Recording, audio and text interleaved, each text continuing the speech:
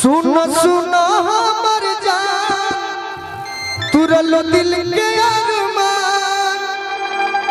अरे पियावा मिलल पर से हमके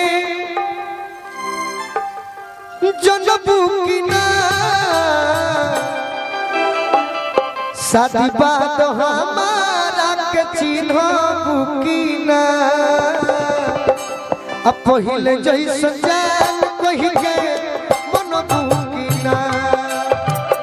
शादी बात हमारा के चिन्हबू की ना पहिले जैसे